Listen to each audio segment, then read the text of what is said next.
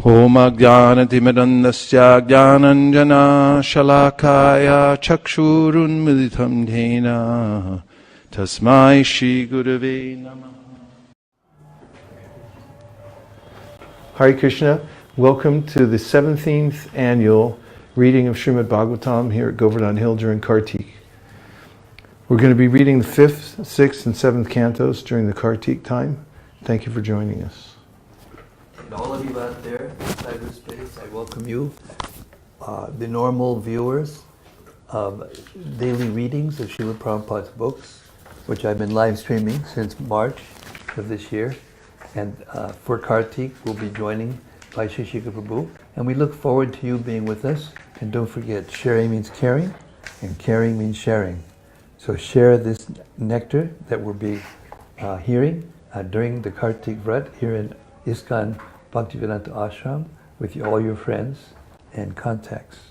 And we'll see you again on daily readings of Srila Prabhupada's books right after this yajna is finished. Thank you so much. You could show the audience too so they can say Hare Krishna. Haribo! Haribo! Jonah. Oh, that's nice. I like that. Do you want to, we don't have the Sanatana Goswami's prayers ready to go. We do. You do, not everybody does. Well, I do. You ready for that? They are, but I don't see the box there, so. So this is audible. Okay, Marsh, you go ahead and read the...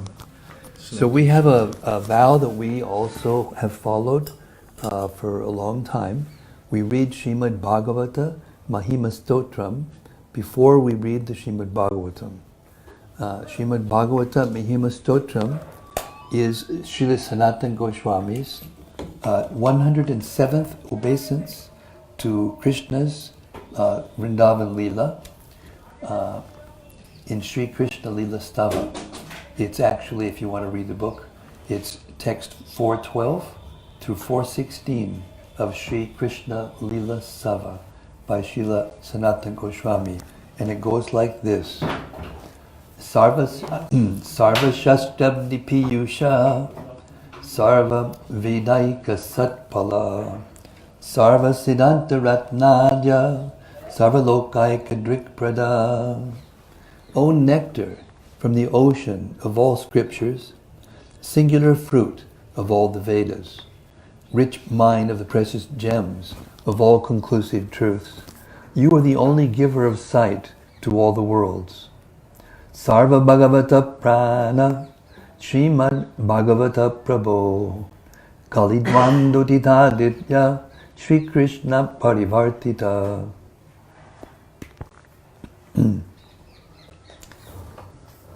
O life air of all the Supreme Lord's devotees, O Master Srimad Bhagavatam, you are the sun risen in the darkness of Kali. You are the exact image of Sri Krishna. Paramananda Pataya Prema Varshakshadayate Sarvada Sarvasevyaya Sri Krishnaya Namostume. I bow down to you who are supremely blissful to read. Your every syllable pours down a flood of prema. You can always be served by everyone. You are Sri Krishna himself. Madeka Bando Matsangin Madguro Mad Mahadana Manistadagamad Bhagya Madananda Namostute. My only friend, my constant companion, my spiritual master, my great wealth, my savior, my good fortune, my source of ecstasy, I bow down to you. Asadu, saduta dayin, atini chuchata kada, hanamun jagadachin mam, premnarit kantayospura. O bestower of saintliness to the unsaintly, O exalter of the most fallen, please never leave me. Always appear in my heart and my voice with pure love. Om Namo Bhagavate Vasudevaya. Om Namo Bhagavate Vasudevaya. Om Namo Bhagavate Vasudevaya. Om Namo Bhagavate Om Namo Bhagavate Vasudevaya. Narayanam Namaskritya Naram Chaiva Narottamam Devim Sarasatim Vyasam Tato Jayamudiraye. Beginning our reading of the Srimad Bhagavatam, Canto 5, Chapter 1, The Activities of Maharaja Priyavrata. Text number 1. King Parikshit inquired from Shukadeva Goswami, O great sage, why did King Priyavrata, who is a great self-realized devotee of the Lord, remain in household life, which is the root cause of the bondage of karma, fruit of activities, and which defeats the mission of human life? Purport. In the 4th canto, Srila Shukadeva Goswami explains that Narada Muni perfectly instructed King Priyavrata about the mission of human life. The mission of human life is to realize oneself and then gradually go back home, back to Godhead. Since Narada Muni instructed the king fully on this subject, why did he again enter household life, which is the main cause of material bondage? Maharaja Parikshit was greatly astonished that King Priyavrata remained in household life, especially since he was not only a self-realized soul, but also a first-class devotee of the Lord. A devotee actually has no attraction for household life, but surprisingly, King Priyavrata enjoyed household life very much. One may argue, what is wrong to enjoy household life? The reply is that in household life, one becomes bound by the results of fruitive activities. The essence of household life is sense enjoyment, and as long as one engrosses his mind in working hard for sense enjoyment, one becomes bound by the reactions of fruitive activities. This ignorance of self-realization is the greatest defeat in human life. The human form of life is especially meant for getting out of the bondage of fruitive activities. But as long as one is forgetful of his life's mission and acts like an ordinary animal, eating, sleeping, mating, and defending, he must continue his conditioned life of material existence. Such a life is called Swarup Vismriti, forgetfulness of one's real constitutional position. Therefore, in Vedic civilization, one is trained in the very beginning of life as a brahmachari. A brahmachari must execute austerities and refrain from sex indulgence. Therefore, if one is completely trained in the principles of brahmacharya, he generally does not enter household life. He is then called a Naishtika brahmachari, which indicates total celibacy. King Parikshit was thus astonished that the great King Priyavrata, although trained in the principles of Naishtika brahmachari, entered household life. The words Bhagavata, Atmarama are very significant in this verse.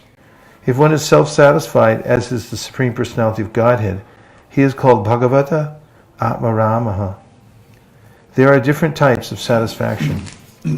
Karmis are satisfied in their fruitive activities. Gyanis are satisfied to merge into the effulgence of Brahman. And devotees are satisfied to engage in the Lord's service. The Lord is self-satisfied because he is fully opulent, and one who is satisfied by serving him is called Bhagavata Atmaramaha. Manushyanam Sahasreshu. Out of many thousands of persons, one may endeavor for liberation, and of many thousands of persons attempting to become liberated, one may achieve liberation from the anxieties of material existence and become self-satisfied. I'll read that sentence again. The Lord is self-satisfied because he is fully opulent, and one who is satisfied by serving him is called Bhagavat Atmaramaha. Manushyanam Sahasreshu. Out of many thousands of persons, one may endeavor for liberation, and out of many thousands of persons attempting to become liberated, one may achieve liberation from the anxieties of material existence and become self-satisfied. Even that satisfaction, however, is not the ultimate satisfaction. The Gyanis and the Karmis have desires, as do the Yogis, but devotees have no desires. Satisfaction in the service of the Lord is called akama, freedom from desire, and this is the ultimate satisfaction. Therefore Maharaja Parikshit inquired, how could one who is fully satisfied on the highest platform be satisfied with family life? The word parabhava in this verse is also significant. When one is satisfied in family life, he is doomed because he must already have forgotten his relationship with the Lord. Prahlad Maharaj describes how the activities of family life implicate one more and more. Atmapatam griham andakupam. Household life is like a dark well. If one falls into this well, his spiritual death is assured. How Priyavrata Maharaj remained a liberated Paramahamsa even within family life is described in the next verse. 2. Devotees are certainly liberated persons.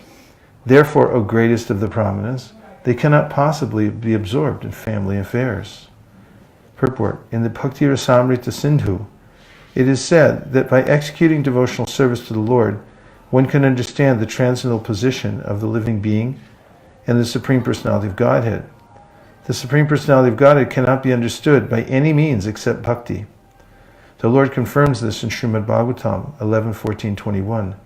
Bhaktyaham ikaya grahya. Only by executing devotional service can one appreciate me. Similarly, in Bhagavad Gita 18:55, Lord Krishna says, Bhaktyamam abhijanati. Simply by discharging devotional service, one can understand me. Thus, for a bhakta to become attached to family affairs is impossible, since a bhakta and his associates are liberated. Everyone is searching after ananda or bliss, but in the material world there can never be any bliss. It is only possible in devotional service. Attachment for family affairs and devotional service are incompatible.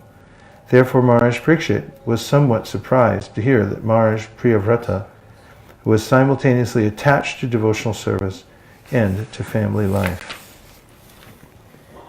3.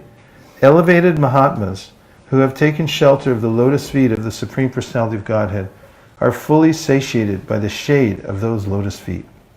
Their consciousness cannot possibly become attached to family members. Purport. Srila Narottam Das Thakur has sung, Nitai Pada Kamala Koti Chandra Shushita Je Chayaya Jagada Judai. He describes the shade of the lotus feet of Lord Nityananda as being so nice and cooling that all materialists who are always in the blazing fire of material activities may come under the shade of his lotus feet and be fully relieved and satiated. The distinction between family life and spiritual life can be experienced by any person who has undergone the tribulations of living with a family. One who comes under the shelter of the lotus feet of the Lord never becomes attracted by the activities of family life. As stated in Bhagavad Gita 2:59, Param Drishva Nivardate. One gives up lower engagements when he experiences a higher taste. Thus one becomes detached from family life as soon as he comes into the shelter of the lotus feet of the Lord. 4.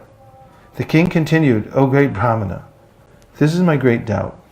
How is it possible for a person like King Priyavrata, who is so attached to wife, children, and home, to achieve the topmost infallible perfection in Krishna consciousness? Purport. King Parikshit wondered how a person so attached to wife, children, and home could become so perfectly Krishna conscious. Prahlad Maharaj has said, Matir na Krishne paratak satova mito pipadyeta grihavratanam. A grihavrata, or one who has taken a vow to execute family duties, has no chance to become Krishna conscious. This is because most grihavratas are guided by sense gratification and therefore gradually glide down to the darkest regions of material existence. Adanta gobir vishutam to misram. How can they possibly become perfect in Krishna consciousness? Maharaj Parikshit asked Shukadeva Goswami to relieve this great doubt. What's that?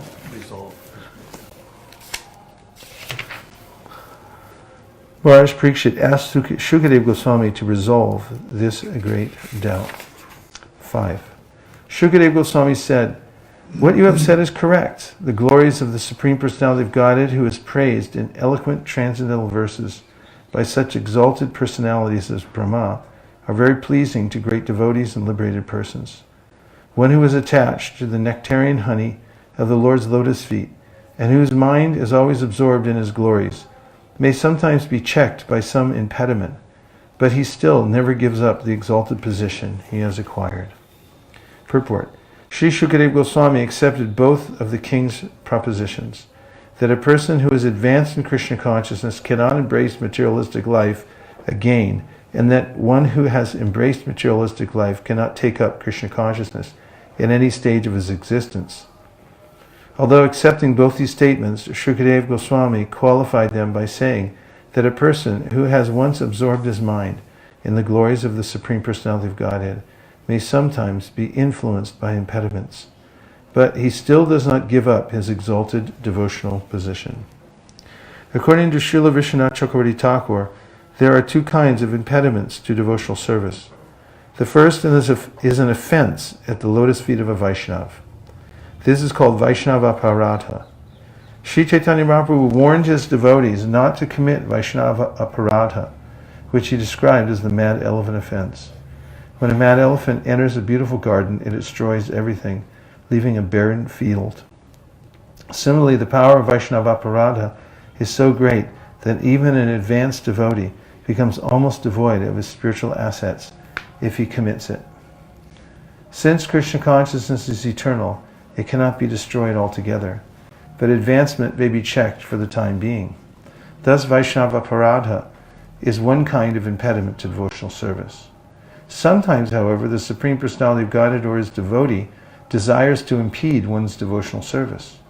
For example, Hiranyakashipu and Hiranyaka were formerly Jai and Vijay, the gatekeepers in Vaikuntha, but by the desire of the Lord they became his enemies for 3 lives. Thus the desire of the Lord is another kind of impediment. But in both cases, the pure devotee, once advanced in Krishna consciousness, cannot be lost. Following the orders of his superiors, Swayambhuva and Lord Brahma, Priyavrata accepted family life. But this does not mean he lost his position in devotional service. Krishna consciousness is perfect and eternal, and therefore it cannot be lost under any circumstances. Because the material world is full of obstructions to advancement in Krishna consciousness, there may appear to be many impediments, yet Krishna, the Supreme Personality of Godhead, declares in Bhagavad Gita 9:31, Kaunteya pratijanihi name bhakta pranashyati. Once one has taken shelter of the lotus feet of the Lord, he cannot be lost. In this verse, the word Shivatamam is very significant. Shivatamam means the most auspicious. The devotional path is so auspicious that a devotee cannot be lost under any circumstances. This is described in the Srimad Bhagavad Gita by the Lord himself. Partha naiveha namutra vinashas tasya vidyate. My dear Arjuna, for a devotee, there is no question of being lost, either in this life or in the next. What happened? Did it flip? No. Okay.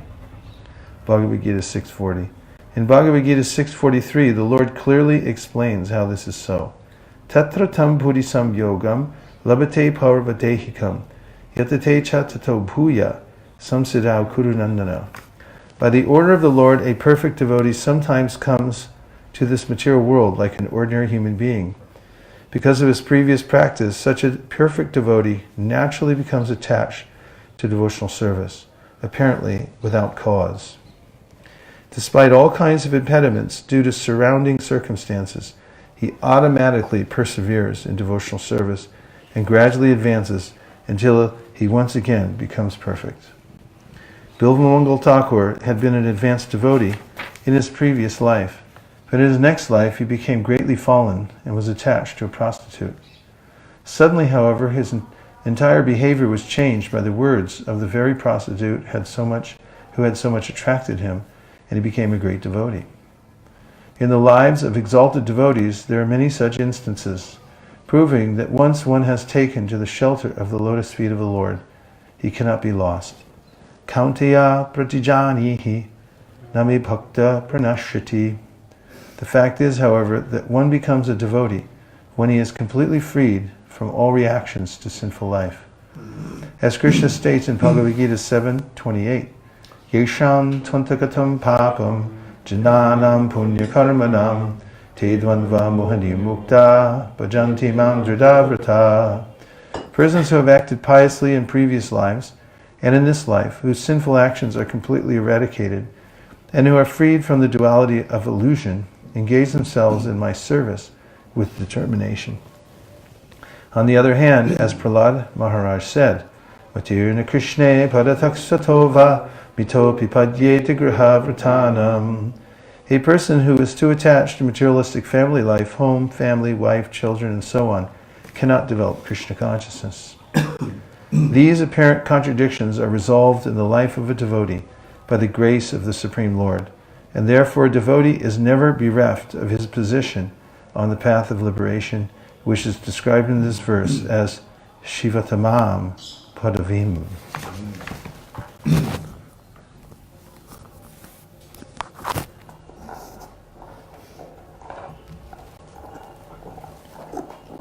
Text 6.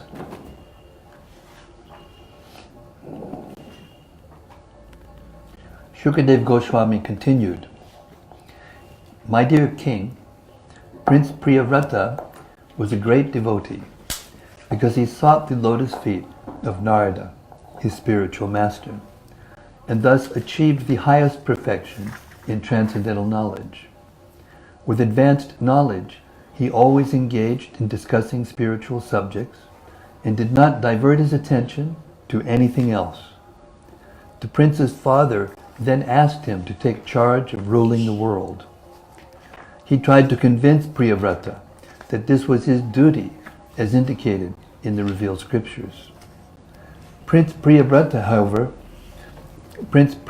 however, was continuously practicing bhakti yoga by constantly remembering the Supreme Personality of Godhead, thus engaging all his senses in the service of the Lord. Therefore, although the order of his father could not be rejected, the prince did not welcome it. Thus he very conscientiously raised the question of whether he might be diverted from devotional service by accepting the responsibility of ruling over the world. Purport. Srila Narottam Das Thakur has sung, Chadiya Vaishnava Seva Nishtara Payache Keba. Without serving the lotus feet of a pure Vaishnava or spiritual master, one has never attained perfect liberation from material bondage. Prince Priyavrata regularly served the lotus feet of Narada, and thus the prince perfectly understood transcendental subjects in truth, satatpadaha. The word satatpadaha means that Priyavrata knew all the facts about the spirit soul, the Supreme Personality of Godhead, and the relationship between the spirit soul and the Supreme Personality of Godhead, and that he also knew all about this material world and the relationship of the spirit soul and the Supreme Lord within the material world. Thus the prince decided to engage himself only in rendering service to the Lord. When Priyavrata's father, Swayambhuva Manu, requested him to accept the responsibility of ruling over the world, he did not welcome the suggestion. This is the symptom of a great liberated devotee. Even though engaged in worldly affairs, he does not take pleasure in them, but remains always absorbed in the Lord's service. While thus serving the Lord, he deals externally with worldly affairs without being affected. For example, although he has no attraction for his children, he cares for them and educates them to become devotees. Similarly, he speaks to his wife with affectionate words, but he is not attached to her. By rendering devotional service, a devotee acquires all the good qualities of the Supreme Lord. Lord Krishna had 16,000 wives, all of them very beautiful, and although he dealt with each of them as a beloved husband, he was not attracted or attached to any of them. In the same way, although a devotee may enter family life and act very affectionately toward his wife and children, he is never attached to these activities. This verse states that by serving the lotus feet of his spiritual master, Prince Priyavrata very soon attained the perfectional stage of Krishna consciousness. This is the only way to advance in spiritual life. As stated in the Vedas, Yasya Devi Para Bhaktir Yata Devi Tatagaro Tasyaite Katita Yartak Prakashante Mahatmanaha. If one has unflinching faith in the Supreme Lord and the spiritual master, the essence of all Vedic knowledge is revealed to him.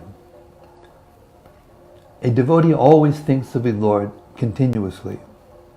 While chanting the Hare Krishna mantra, the words Krishna and Hare immediately remind him of all the Lord's activities. Since his entire life is engaged in the service of the Lord, a devotee cannot forget the Lord at any time. Just as an ordinary man always engages his mind in material activities, a devotee always engages his mind in spiritual activities. This is called Brahma Satra, or meditating upon the Supreme Lord always. Prince Priyavrata was perfectly initiated into this practice by Sri Narada. Text 7. Sri Shukadeva Goswami continued, the first created being and most powerful demigod in this universe is Lord Brahma, who is always responsible for developing universal affairs. Born directly from the Supreme Personality of Godhead, he dedicates his activities to the welfare of the entire universe, for he knows the purpose of the universal creation. This supremely powerful Lord Brahma, accompanied by his associates and the personified Vedas, left his own abode in the highest planetary system and descended to the place of Prince Priyavrata's meditation. Purport. Lord Vishnu, the Supreme Self, Atma, is the source of everything, as explained in the Vedanta Sutra, Janmad Yasya Yataha. Because Brahma was born directly from Lord Vishnu, he is called Atma Yoni. He is also called Bhagavan, although generally Bhagavan refers to the Supreme Personality of Godhead, Vishnu or Lord Krishna. Sometimes great personalities, such as demigods like Lord Brahma, Narada, or Lord Shiva, are also addressed as Bhagavan because they carry out the purpose of the Supreme Personality of Godhead. Lord Brahma is called Bhagavan because he is the secondary creator of this universe. He is always thinking of how to improve the situation of the conditioned souls who have come to the material world to enjoy material activities. For this reason, he disseminates the Vedic knowledge throughout the universe for everyone's guidance. Vedic knowledge is divided into two parts, Pravritti Marga and Nivritti Marga. Nivritti Marga is the path of negating sense enjoyment, and Pravritti Marga is the path by which the living entities are given a chance to enjoy and at the same time are directed in such a way that they can go back home, back to Godhead. Because ruling over this universe is a great responsibility, Brahma must force many Manus in different ages to take charge of universal affairs. Under each Manu, there are different kings who also execute the purpose of Lord Brahma. It is understood from previous explanations that the father of Dhruva Maharaj, King Uttanapad, ruled over the universe because his elder brother, Priyavrata, practiced austerity from the very beginning of his life. Thus, up to the point of the Prachetas, the kings of the universe were all descendants of Uttanapad Maharaj. Since there were no suitable kings after the Prachetas, Swayambhuva Manu went to the Gandhamadana hill to bring back his eldest son, Priyavrata, who was meditating there. Swayambhuva Manu requested Priyavrata to rule over the universe. When he refused, Brahma descended from the supreme planetary system known as Satyaloka to request Priyavrata to accept the order. Lord Brahma did not come alone. He came with other great sages like Marichi, Atreya, and Vasishta to convince Priyavrata that it was necessary for him to follow the Vedic injunctions and accept the responsibility of ruling over the world, Lord Brahma also brought with him the personified Vedas, his constant associates. A significant word in this verse is Swabhavanat, indicating that Lord Brahma descended from his own abode. Every demigod has his own abode.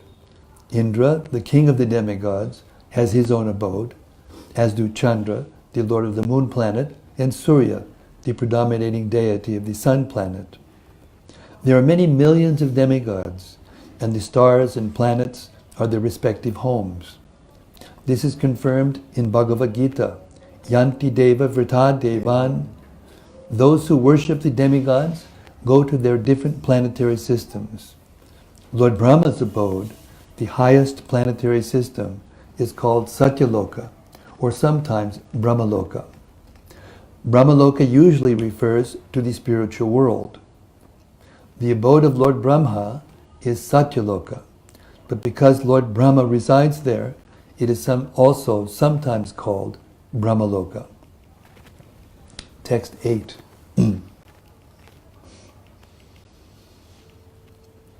As Lord Brahma descended on his carrier, the great swan, all the residents of the planets named Siddhaloka, Gandharvaloka, Sadyaloka, and Charanaloka, as well as great sages and demigods flying in their different airplanes, assembled within the canopy of the sky to receive Lord Brahma and worship him. As he received respect and adoration from the residents of the various planets, Lord Brahma appeared just like the full moon, surrounded by illuminating stars. Lord Brahma's great swan then arrived at the border of Gandhamadana hill and approached Prince Priyavrata, who was sitting there. Purport. It appears from this description that there is a regular interplanetary travel between the planets of the demigods. Another significant point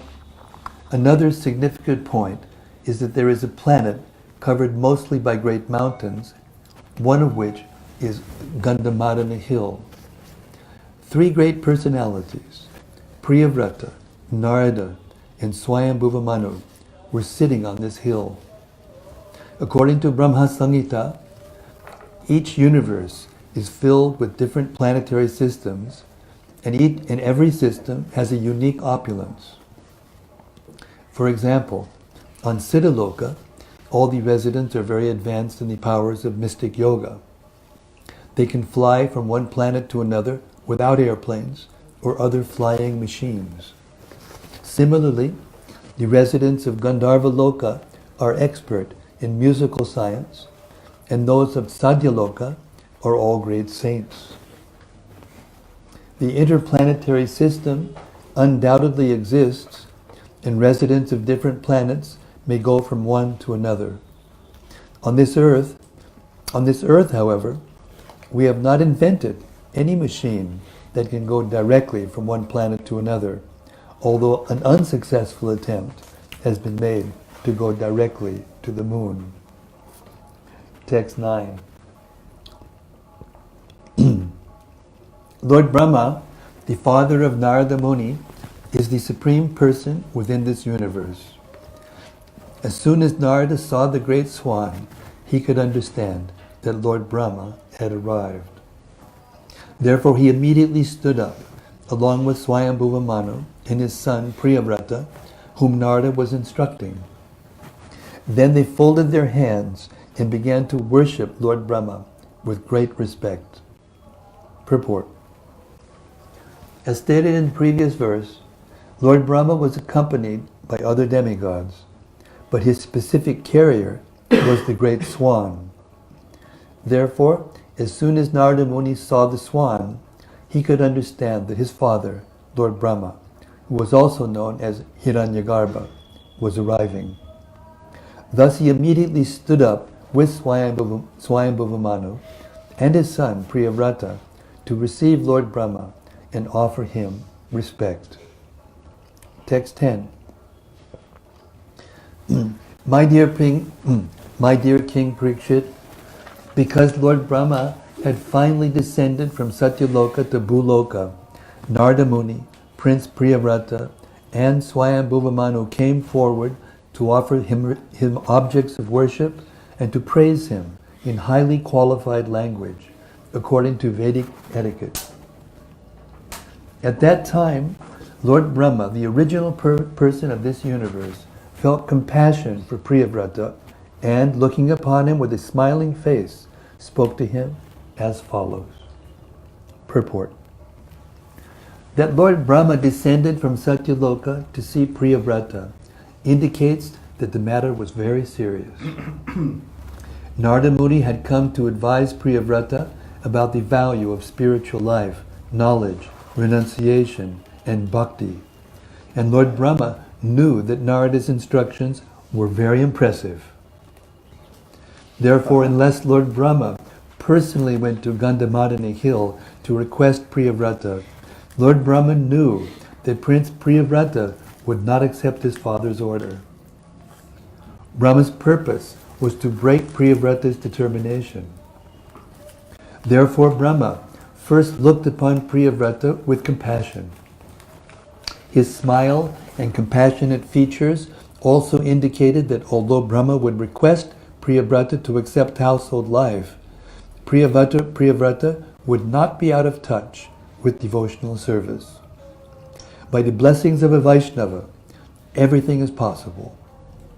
This is described in Bhakti Rasamrita Sindhu as Kripa Siddhi, or perfection attained simply by the blessings of a superior person. One usually becomes liberated and perfect by executing the regulated principles set down in the Shastras.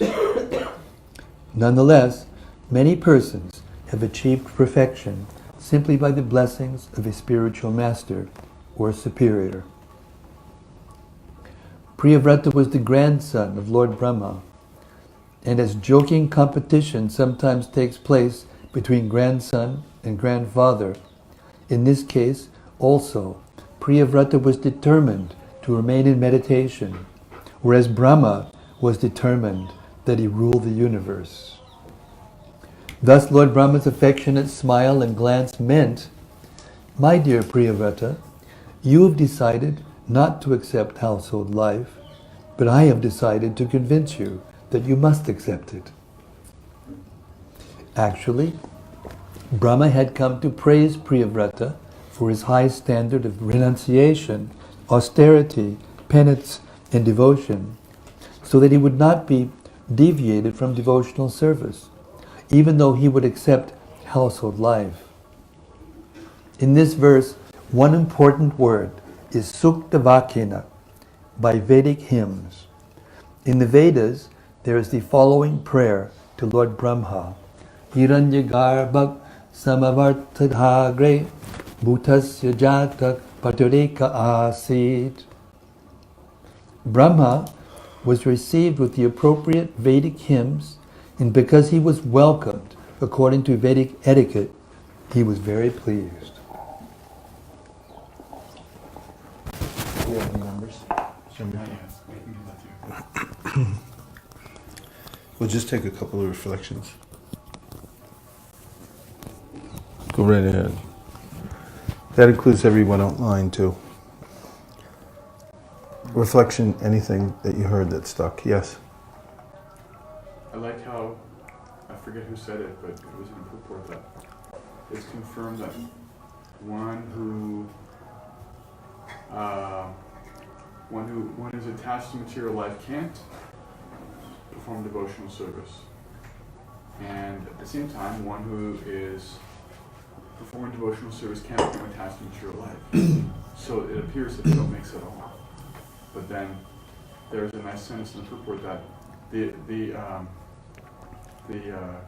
contradiction, these contradictions in the lives of devotees are resolved by the mercy of the Lord in their life. That they may have some way in which they're engaged in the material energy, and that's circumstantial, but then their primary attachment is to Krishna, and he maintains that. Nothing so far. Thank you. What? Nothing so far from online. What do you mean nothing? Oh, you mean nothing. Okay. I'm a little nervous. And when devotees are making their reflections, you can turn the camera. Be like a Hollywood movie producer. Anybody else? Yes. You spoke about the devotional credits that a devotee acquires. Yes. Always stays even though the devotee may face many impediments. Yeah. That's very encouraging. You make some progress and you never lose it, no matter how many things go wrong. In the fifth verse in the purport, Srila Prabhupada writes where he gives an example. For example, Hiranyakashipu and Hiranyaksh were formerly Jai and Vijay, the gatekeepers in Vaikuntha, but by the desire of the Lord they became his enemies for 3 lives. Thus the desire of the Lord is another kind of impediment. So that was quite a striking point. Yeah. Nice, right. Nice catch. In the end, we're just cannon fodder for the Lord's Leela. And it's kind of insurmountable because how are you going to fight the Lord's desire? Well, that brings up the reflection that I had, and that is you have these great personalities. Lord Brahma was determined, that he should rule the universe. And Narada, the spiritual master of Priyavrata, and Priyavrata were determined to stay renounced. So I think it's safe to say that the determination of both those sides were completely what can I say? Their minds were made up. Mm-hmm. So therefore, what is the Deciding factor? Well, deciding the factor? desire of the Lord. It's the desire of the Lord, but it was the level of authority that it was coming from. Because Lord Brahma was the grandfather. Overruled, yeah. And he came just for that reason, because he knew that Swayambhuva Mata wasn't going to be able to convince him, because Narada was very, very powerful. And practically only Narada, only Brahma could, It reminded me the weight to be able to that when you want to break that determination. when you want to move something forward, it's best if you show up in person, because it means something when you're actually there. Good one. And also, it reminded me of how there's so many complex situations that we come into in life. I mean, think, just make a decision, but oftentimes, in fact, I would say most times, decisions are impossible because either way you go, you're going to offend somebody or it's going to be the wrong thing. It's a deciding factor about which way we move in life, but we have to know that there's going to be really hard decisions to make. And one has to be constantly fortified to be able to meet those complex situations where one has to make decisions. Just like with Ashwatthama, and when Arjuna caught him, and then Bhima wanted to kill him right away, Arjuna to kill him right away as he promised to do. Draupadi backed out, said, "That's all right. I don't want his mother to suffer like I've done," and so on. And he had to make a choice. Yes. Also, one more point which I very much appreciated the beginning of text 7 in the first paragraph. It's amazing that how a lot of times when we are sharing Krishna consciousnesses with others, we talk about Lord Nityananda's mercy and many other stalwarts, Maharajas who come in our life. But right from the beginning, it says Lord Brahma is called Bhagwan because he's the secondary creator of this universe, and he's always thinking of how to improve the situation of the conditioned souls who have come to the material world to enjoy material activities. For this reason, he disseminates the Vedic knowledge throughout the universe for everyone's guidance. We're in the right sampradaya.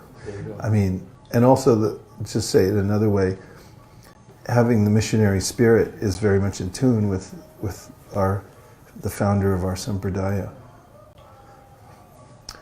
Yes? There's 20% battery left on the phone. Okay. So there's, in this blue bag, actually, why don't you give it to me and I'll give you the stuff that's necessary. Nothing left on the audio, is that right? No, you don't have to do anything. Just, a nugger should have been here for this. Now that's on the record. Here's your battery. Take that. And you'll see on that white dongle, there's two outlets. Okay. Uh-huh. So, hold on. Not yet. Okay. That's not it.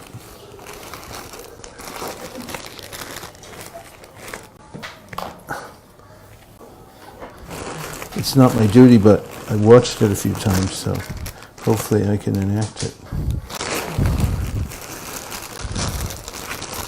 Hare Krishna. Okay, who else wants to share one more while we're doing this?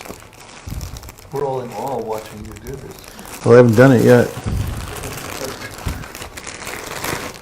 Yes, Shami Prasparu. I was just reflecting how this kind of decision comes up a lot in the Bhagavatam. You have in the 6th canto, Narada Muni with the Haryashvas, the first set of sons of Daksha. And then the second set of sons of Daksha. And I was just thinking of the different factors that go into the decision that's there in the Krishna comes from the superiors. Like what's actually qualification level? John, what's actually the qualification level of the person I'm talking to? Are they ready to renounce everything and just serve Krishna? Belief. And then what do they want? And also what is the greater need? Like they really needed somebody to do this. Priyavrata was qualified, but there was really a need for universal manager at this point. It was an important service to take. But then later on, Narada Muni, he says, no, it's not so necessary. They're all ready to go. Let them just become renunciates. However many tens of thousands of them. We'll find out really soon that actually Pull the audio. one of the wonderful things about this pastime is that even though Brahma came and overrided Narada became very happy because he saw that the actual purpose was devotional service to the Lord. So it's not just a matter of, an important service. This is really an important service. Without the manager of the universe, the whole thing would be in chaos, and all the living beings would be upset. Yeah. So therefore, Narada, we'll see very soon. We'll see, and that's the cooperative spirit. Talking about parallel lines of authority. That's the cooperative spirit between the spiritual line of authority and the administrative line of authority. Yeah. And whenever devotees are all happier, and the whole thing turns out to be sweet as a peach. And they're empowered. They're empowered and protected. Yeah.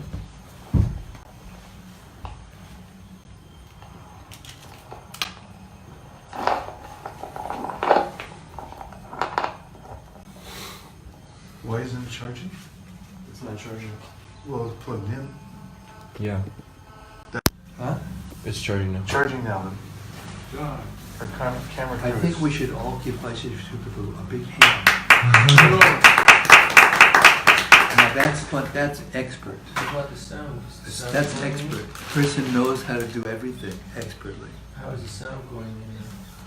It's just taken from the camera because that's the our camera crew's getting up to speed. Like Brahma said, sometimes you gotta just do the needful. I'm making snide remarks about our camera crew. Okay. We're continuing in the Srimad Bhagavatam before I say anything else. At 5.1, 5.1.11. Lord Brahma, the Supreme Person within this universe, said, "My dear Priyavrata, kindly hear attentively what I shall say to you. Do not be jealous of the Supreme Lord who is beyond our experimental measurements. All of us, including Lord Shiva, your father, and the great sage Maharshi Narada, must carry out the order of the Supreme. We cannot deviate from his order." Purport. Of the 12 great authorities in devotional service, 4, Lord Brahma himself, his son Narada, Swayambhuva Manu, and Lord Shiva, were present before Priyavrata. they were accompanied by many other authoritative sages. Brahma first wanted to impress upon Priyavrata that although these great personalities are all authorities, they cannot possibly disobey the orders of the Supreme Personality of Godhead, who is described in this verse as Deva, which means always glorious. The power, glory, and potencies of the Supreme Personality of Godhead can never be diminished. In the Ishopanishad, the Lord is described as a Papavita, which indicates that he is never affected by anything materially considered sinful. Similarly, Srimad Bhagavatam describes the Supreme Personality of Godhead as being so powerful that nothing we might consider abominable can affect him. An example sometimes given to explain the position of the Supreme Lord is that of the sun, which evaporates urine from the earth but is never affected by contamination. The Supreme Lord can never be accused of doing anything wrong. When Lord Brahma went to induce Priyavrata to accept the responsibility for ruling the universe, he did not go whimsically. He was following the dictations of the Supreme Lord. Indeed, Brahma and other genuine authorities never do anything without his permission. The Supreme Lord is situated in everyone's heart. In the beginning of Srimad Bhagavatam, it is said, Teni Brahma Hridaya Adi Kavaye. The Lord dictated Vedic knowledge to Brahma through his heart. The more a living entity is purified by devotional service, the more he comes in direct contact with the Supreme Personality of Godhead, as confirmed in Srimad Bhagavad Gita. Tesham satati yuktanam bhajatam priti purvakam nadi buddhi yogam tam inamam upayanti te. To those who are constantly devoted and worship me with love, I give the understanding by which they can come to me. Lord Brahma, therefore, had not come to Priyavrata by his own whims. Rather, it is understood that he had been ordered to persuade Priyavrata by the Supreme Personality of Godhead, whose activities cannot be understood by material senses, and who is therefore described herein as aprameya. Thus, Lord Brahma first advised Priyavrata to hear his words with attention and without envy. Why one is induced to perform certain acts despite his desire to do something else is indicated herein. One cannot disobey the orders of the Supreme Lord, even if one is as powerful as Lord Shiva, Lord Brahma, Manu, or the great sage Narada. All these authorities are certainly very powerful, but they do not have the power to disobey the orders of the Supreme Personality of Godhead. Since Lord Brahma had come to Priyavrata in accordance with the orders of the Supreme Lord, he first wanted to dispel any suspicions that he might be acting as Priyavrata's enemy. Lord Brahma was following the orders of the Supreme Lord, and therefore it would be worthwhile for Priyavrata to accept Lord Brahma's order as the Lord desired. Just an anecdote, because it just reminded me of this, because as I visited our godbrother Guru Kripa, Prabhu today, he gave me that beautiful piece from Prabhupada, and then he told me a story about when he was first in Japan, and then he had some interaction with another godbrother, and they didn't get along so well, and then there was an incident where they were both together in front of Prabhupada, and Prabhupada told Guru Kripa to give the other one some money, and Guru Kripa, he stood up and he said, I'm not going to give him any money. I mean, they were at odds with one another. And I don't want to give him any money. And he said, if this is the way it's going to be, I quit. And Prabhupada said, then I quit too. Now sit down. And they dealt with that. Prabhupada was so expert, you know. But when it came to it, even though there were so many personalities who had come to the Krishna consciousness movement, Prabhupada was expert in engaging them all. It had to do with the fact that no matter how different they were and how hard the dealings were between each other, among the godbrothers, ultimately they were surrendered to Prabhupada. What he said, ultimately that was it. And that's really what needed to go. The authority had to be there. Text number 12. One cannot avoid the order of the Supreme Personality of Godhead, not by the strength of severe austerities and exalted Vedic education, or the power of mystic yoga, physical prowess, or intellectual activities. Nor can one use his power of religion, his material opulence, or any other means, either by himself or with the help of others, to defy the orders of the Supreme Lord. That is not possible for any living being, from Brahma down to the ant. Purport in the Garga Upanishad, Garga Muni says to his wife, Etasya va. Correction. Yes. Brihad Aranyaka Upanishad. In the Brihad Yajnavalkya says to Gargi. In the Brihad Aranyaka Upanishad, Yajnavalkya says to Garga Muni. To Gargi. To the daughter Gargi, of Garga Muni. the daughter of Garga Muni. So that's a correction. Proper correction, by the way. Etasya va aksharasya prashasane gargi surya chandramasau vidritau tishtataha. My dear Gargi, everything is under the control of the Supreme Personality of Godhead. Even the sun, the moon, and other controllers and demigods like Lord Brahma and King Indra are all under his control.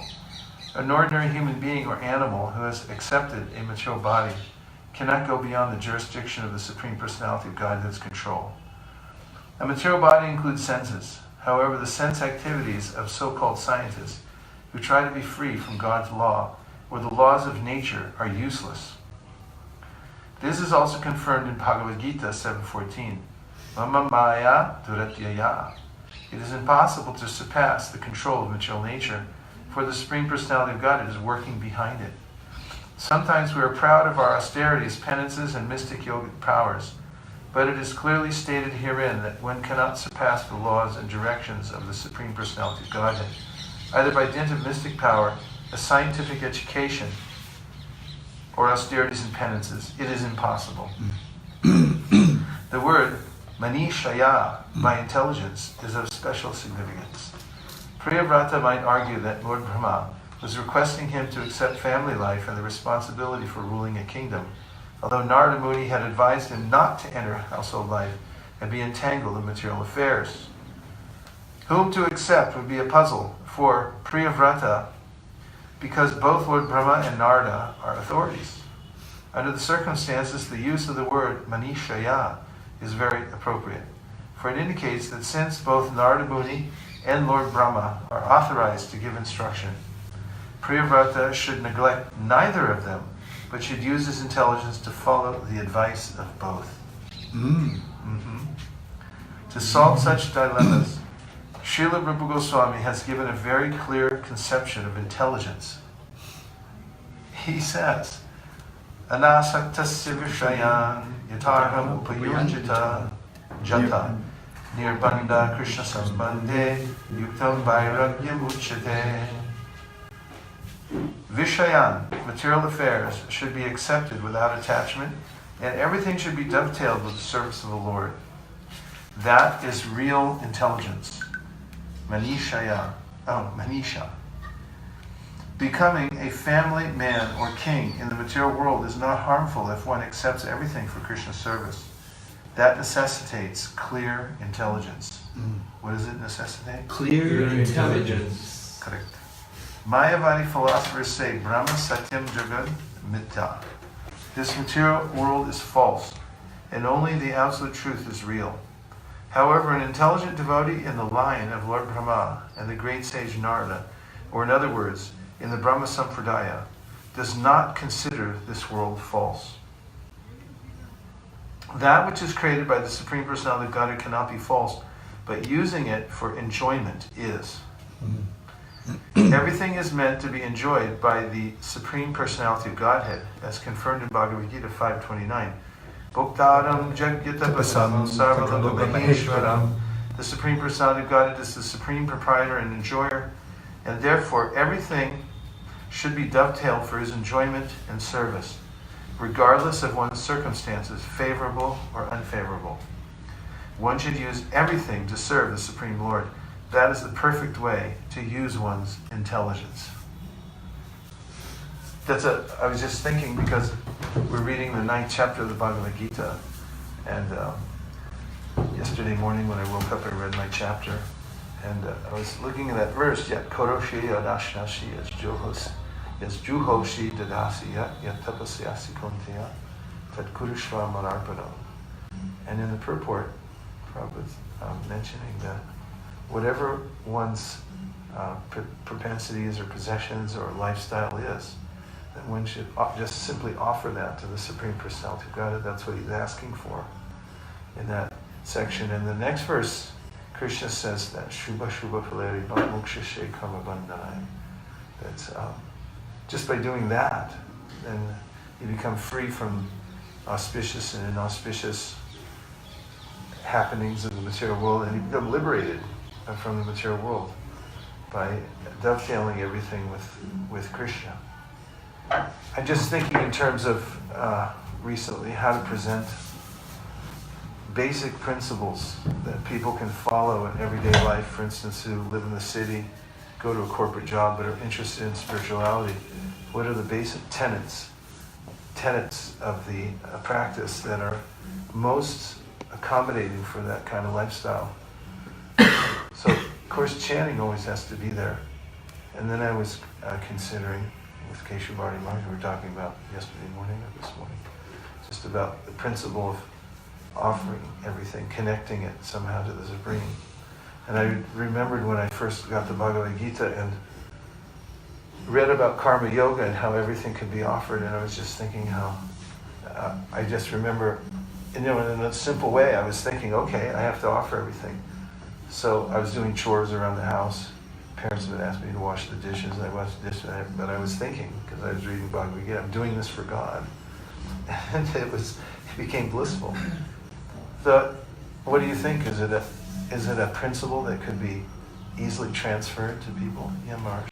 If we read the 57th verse of the 18th chapter purport, there's a direct statement. Have a Gita? Gita, here, Gita, Gita, Gita. Give a Gita, God. Here, Gita, Gita, Gita. Oh, virtually. Yeah, would you? Pull it up. 1857. In the purport, Srila Prabhupada makes a stunning statement that fits exactly with what you just said. And I think you'll like it too much. Look at that. I've been trying to tell you. I've been trying to tell you. But I clicked on the draw. No one beats Sami Praj. The verse is, in all activities, just depend upon me and work always under my protection. In such devotional service, be fully conscious of me. And in the purport, Srila Prabhupada says, the Sanskrit word matpara is very important in this verse. It indicates that one has no goal in life save and except acting in Krishna consciousness, just to satisfy Krishna. And while working in that way, one should think of Krishna only. Quote, I have been appointed to discharge this particular duty by Krishna. While acting in such a way, one naturally has to think of Krishna. This is perfect Krishna consciousness. Sadhu, sadhu. Sadhu, sadhu. There should be awards for best citations. We'll keep track. That was right up there. Now we're back to the 13th verse, if I'm not incorrect. Shami Praj. My dear Priyavrata, by the order of the Supreme Personality of Godhead, all living entities accept different types of bodies for birth and death, activity, lamentation, illusion, fear of future dangers, and happiness and distress.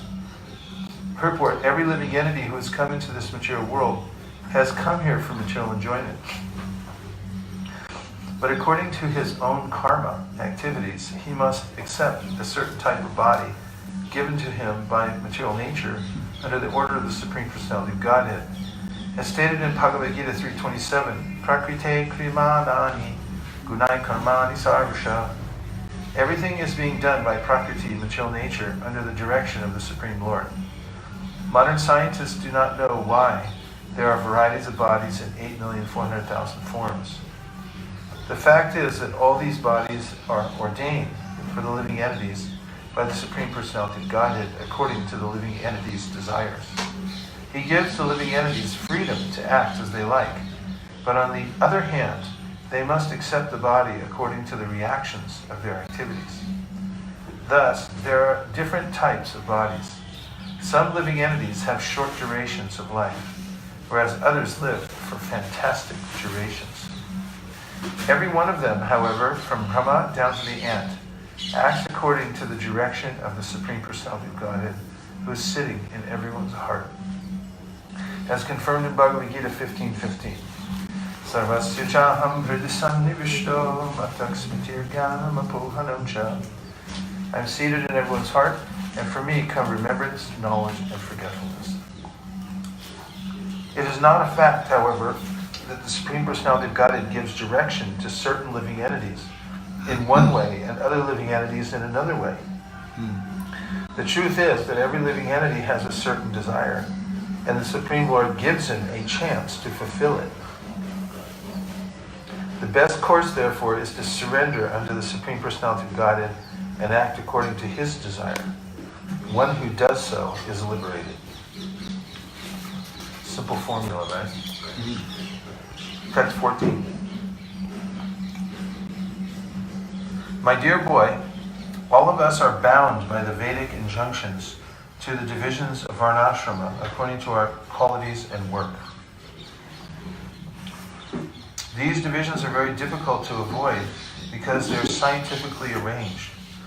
We must therefore carry out our duties of Varnashrama Dharma like bulls obliged to move according to the direction of a driver pulling on ropes knotted to their noses. Purport. In this verse, the words tantyam gunakarma dhamabhi are very important. We each get a body according to our association with the gunas, the qualities or modes of the dual nature, and we act accordingly. As stated in Bhagavad Gita, the four orders of the social system, namely Brahmana, Kshatriya, Vaishya, and Shudra, are arranged according to guna and karma, their qualities and work. There is some controversy about this, however, because some say that since one receives a body according to the guna and karma of his past life, it is one's birth that determines his social status. Others say, however, that one's birth according to the guna and karma of his past life is not the essential consideration, since one can change his guna and karma even in this life. Thus they say that the four divisions of the social order, Brahmana, Kshatriya, Vaishya, and Shudra, should be arranged according to the guna and karma in this life. This version is confirmed in Srimad Bhagavatam by Narada Muni. While instructing Maharaj Yudhishthira about the symptoms of guna and karma, Narada Muni said that these symptoms must govern the division of society. In other words, if a person born in the family of a Brahmana has the symptoms of a Shudra, he should be designated as a Shudra. Similarly, if a Shudra has Brahminical qualities, he should be designated as a Brahmana. Yasya ya lakshanam proktam. Right, Shamyapa? Can you look it up? Yasya ya lakshanam proktam.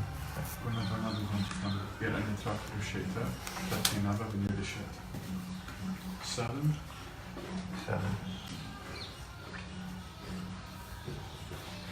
It's a really important verse because this is one of the main controversies between the Smarta Brahmins. 11:35. Yasya ya lakshanam proktam pumso varnam yadamchakam yad anyatrapi drishyeta tatinaiva unirdishe. If one shows the symptoms of being a Brahmana, Kshatriya, Vaishya, or Shudra, as described above, even if he has appeared in a different class, he should be accepted according to those symptoms of classification. And it says it in the Bhagavad Gita, Guna Karma Vibhavasya. Krishna says that I created the system and it's according to quality of one's work, right? One's qualities and work. But in the Bhagavatam, it's so precisely stated that if somebody shows symptoms has the qualities of another class, then they should be considered in that class. It's not by birth. The Varnashrama system is scientific. Therefore, if we accept the divisions of Varna and Ashrama, according to the Vedic instructions, our lives will be successful. Unless human society is thus divided and arranged, it cannot be perfect. As stated in the Vishnu Purana 389, Varnashrama charavata Purushena Parapuman Vishnu Aradite Panta Nanya Tato Shakaranam. The Supreme Personality of Godhead, Lord Vishnu, is worshipped by the proper execution of prescribed duties in the system of Varna and Ashrama. There is no other way to satisfy the Supreme Personality of Godhead. One must be situated in the institution of the four Varnas and Ashramas. All of human society is meant to worship Lord Vishnu. At the present moment, however, human society does not know that this is the ultimate goal or perfection of life. Therefore, instead of worshiping Lord Vishnu, people have been educated to worship matter. According to the direction of modern society, men think that they can advance in civilization by manipulating matter to build skyscrapers, big roads, automobiles, and so on. Such a civilization must certainly be called materialistic because its people do not know the goal of life. The goal of life is to reach Vishnu, but instead of reaching Vishnu, people are bewildered by the external manifestation of the material energy. Therefore, progress in material advancement is blind, and the leaders of such material advancement are also blind. They are leading their followers in the wrong way. It is best, therefore, to accept the injunctions of the Vedas, which are mentioned in this verse as Yad Vachi. In accordance with those injunctions, everyone should find out whether he is a Brahmana, Kshatriya, Vaishya, or Shudra, and should thus be educated accordingly. Then his life will be successful. Otherwise, all of human society will be confused. If human society is divided scientifically according to Varna and Ashrama, and if the Vedic directions are followed, one's life, regardless of his position, will be successful. It is not that Brahmanas will be elevated to the transcendental platform, but not the Shudras. If the Vedic injunctions are followed, all of them, Brahmanas, Kshatriyas, Vaishyas, and Shudras, will be elevated to the transcendental platform, and their lives will be successful. The injunctions in the Vedas are explicit directions from the Supreme Personality of Godhead. The example cited in this verse is that bulls tied by ropes in their nostrils move according to the direction of the driver. Similarly, if we move according to the instructions of the Vedas, the perfect paths for our lives will be set. Otherwise, if we do not move in that way, but act according to our whimsical ideas, our lives will be spoiled by confusion and despair. I was just laughing because I was thinking of another thing that Guru Kripa said when Prabhupada was talking to him. He was advising Guru Kripa to be more kind and understanding to his godbrother. He said he's given up everything for Krishna except his whimsy. He gave up everything except his whimsy. Actually, because people at the present moment are not following the instructions of the Vedas, they are all confused. We must therefore accept this instruction by Lord Brahma to Priyavrata as the factual scientific direction leading to the success of life. This is also confirmed in Bhagavad Gita 16:23. Yashastra vidim utsrija vardate kamakarata nasasitim avapnoti nasukam na paramgatim. If we do not live according to the injunctions of the Shastras, the Vedas, we shall never achieve success in life, to say nothing of happiness or elevation to higher statuses of living. Text 15. How is everybody? Happy? Comfortable? Okay? Okay. Yes? I have one question regarding this Varna Ashram point which has been mentioned. Yeah? Is it right to think that obviously at a certain point when Chaitanya Mahaprabhu was speaking to Ramananda Rai, that he even rejected Varna Ashram Dharma in his series of conversations. So is it correct understanding to say that Vedi mark or somebody who's not reached the Raganuga level of performing devotional service should abide by Varnashram Dharma. Verse. Hava karma purvita nani vidyeta yavata makata shravanadova shradiyava najayate. Here it is. There it is.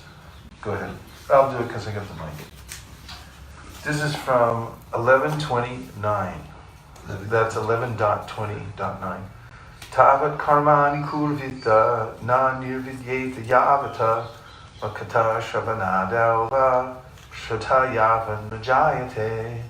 As long as one is not satiated by fruit of activity and has not awakened his taste for devotional service by Shravanam, Kirtanam, Vishnu, one has to act according to the regulative principles of the Vedic injunctions. So that verse is used often in that context, talking about how one has to be careful to follow the Vedic injunctions until one has fully awakened a taste. Is that what you meant? Yes, I was just trying to clarify that Varnashram Dharma is part of the Vedic rules and regulations, and it is to that level. But somebody who's at performing devotional service, following in the footsteps of Brajvasis or the residents of Dham, Vrindavan, they are above Varnashram. I wanted to clarify if that is the correct understanding.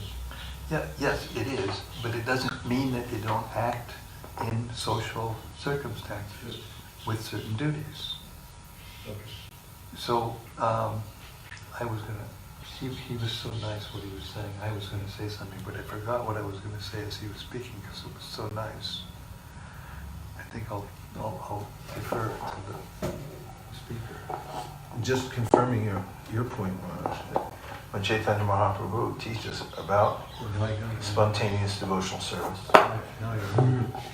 Yeah, it came up in one of the purports, and I thought of a verse of the Bhagavad Gita in which Krishna tells Arjuna that if you follow your prescribed duty properly, then you can reach the supreme perfection.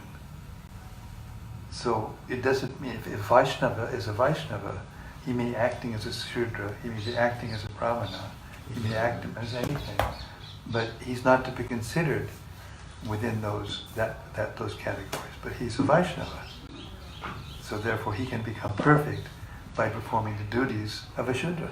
But people who are materialistic consciousness, they think, oh no, I have to become a Brahmana, and the Shudras they're hopeless, they're useless, they can't attain perfection. But it's not true. Whoever performs devotional service by their prescribed duties, they can become, but they have to be pure devotees. You know. Chapter 18, right? Yeah. We heard part of the verse earlier. Yeah. The same verse? That's being referred, that Maharaj is referring to. There was a reference to it earlier. Yeah. Which is, I can't remember the number. sway sway is the first two. That's it. Sway, sway. Sway sway. We've got nothing against air. We have nothing against air in this assembly. He shut it because the kirtan was becoming so loud it's hard to hear. Yeah.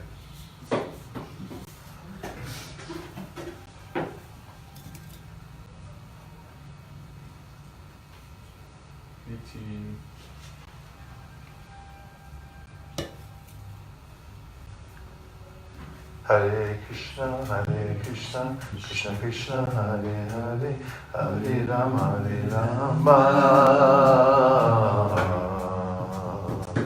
Rama Rama, Hare Hare. Hare Krishna, Krishna Krishna, Hare Hare, Hare Rama,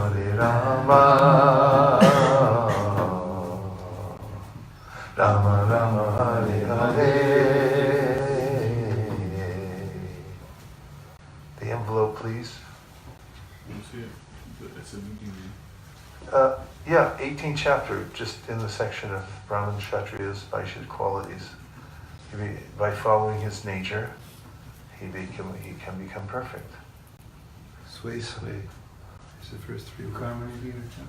Yeah, that's it. S-V-A-S-V-E. Sve. Somebody goes. 6:45. 45, okay. Sve, you want? Yeah, because I got the mic. Whoever has the mic wins. Sve karma yabhirata samsiddhim labhati nara sakarma nirata siddhim yata vindati tachchinu. By following his qualities of work, every man can become perfect. Now please hear from me how this can be done. And I was going to point out that when Chaitanya Mahaprabhu talks about spontaneous devotional service, he says that the devotee practices it internally, but externally he follows the rules and regulations very perfectly. And now where were we? Text 15. My dear Priyavrata, according to our association with different modes of material nature, the Supreme Personality of Godhead gives us our specific bodies and the happiness and the stress we achieve. One must therefore remain situated as he is and be conducted by the Supreme Personality of Godhead, exactly as a blind man is led by a person who has eyes with which to see. Purport: by material means, one cannot avoid the happiness and distress unique to his particular body. There are 8,400,000 bodily forms, each destined to enjoy and suffer a certain amount of happiness and distress. This we cannot change, for the happiness and distress are ordained by the Supreme Personality of Godhead, in accordance with whose decision we have received our bodies.